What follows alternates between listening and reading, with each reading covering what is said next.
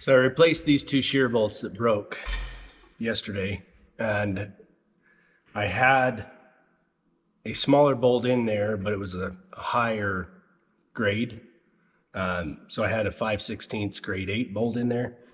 And because of the type of load that this shearing factor is, I think I'll have a better success with a grade 5.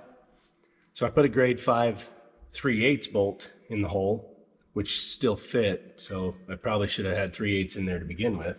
The grade 5 being a little bit softer has a less likelihood of fracturing through and can actually take a little bit of distortion in the shear factor. Softer bolt in there might help give a little bit of a shock absorption, not for a full torque, but for shock absorption. So hopefully that will take that initial shock load out and allow the clutch enough time to slip. But I am going to go ahead and loosen this clutch just a little bit to make sure that it'll slip. So I'm going to start with loosening by half a turn, and then I'll go out and I'll plow with it and I'll try it and see what happens. Now I may not run into anything and not have an opportunity to slip it, and that's fine too. I'm okay with everything just going smoothly. So if that works, that works. And if not, and it does, and I do find and catch something, and hopefully we'll see it slip instead of shearing bolts and be able to adjust the slip clutch a little bit as needed. So I'm gonna start with half a turn on each one. All I'm gonna do is come here and I'll set my ratchet to just any general reference, which is about level, and I'll come half turn. And I'm just going to work my way through each one of these.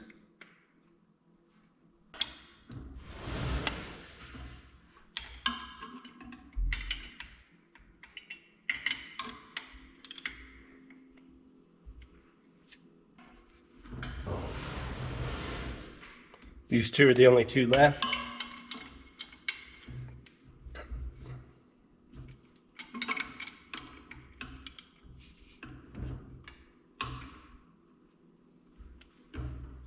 There. I'm going to take these two tools, this wrench and ratchet, with me. That way, if it is just slipping crazy fast, I can tighten these back up as I'm going and be able to work. And that way I don't have to come back up the shop to do that.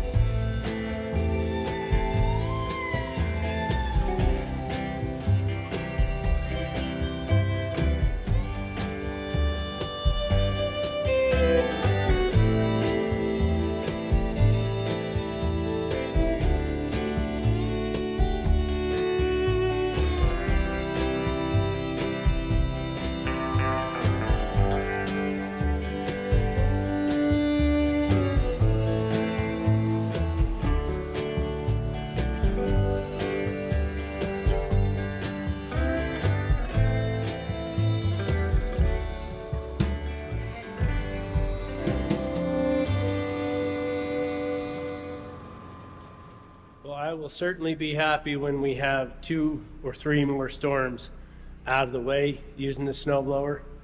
This first time, it always sucks. You always end up finding rocks or little things along the edge that you didn't realize were there. I did make a change on that PTO. The 2 bolts that I had in the flange that were larger but softer was redirecting the shear back up to that front bolt, and that's the hard one to get to when you're out in the middle of it. So I changed that back again. I put trying a softer bolt in the front rather than the hard bolt to see if that helps it absorb a little bit. And then I took one of the 2 out on the rear. I'd rather try to balance the shear bolts to get it to the slip clutch. And that's what I'm trying to work with right now. Try to get it shifted back to where if it breaks a shear bolt, it'll break it on the back. But hopefully, now that I've made this change, I'm hoping that now what'll happen is it'll just slip. I think I've got it a better balance of shear force in those key points. So let's go again, and I don't necessarily hope to hit another rock and find out. I'd just soon be through and go smooth and easy and be done with it, but one way or the other, we're going to have to hit another rock at some point and find out, and we probably will. So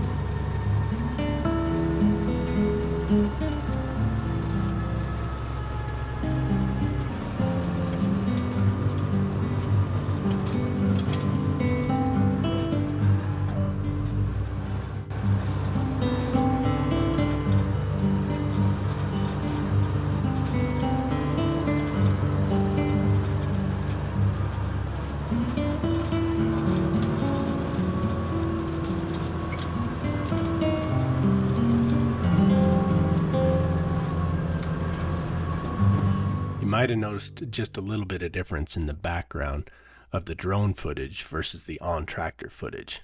And that's because I filmed the drone footage the day after the on-tractor footage. But the routes were basically the same, and so was the content. So I decided to stitch them together just to get a feel for how cool this drone footage could really be.